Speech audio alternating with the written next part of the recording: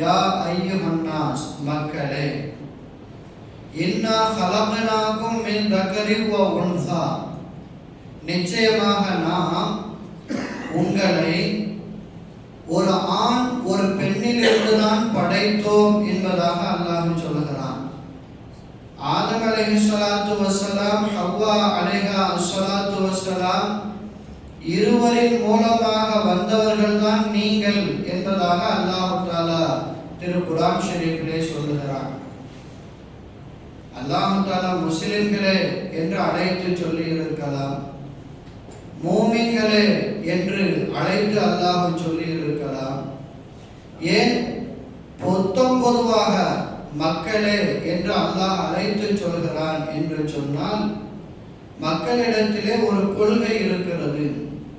அது என்னவென்று சொன்னால் டார்வின் கொள்கை என்பதாக சொல்லுவார்கள்.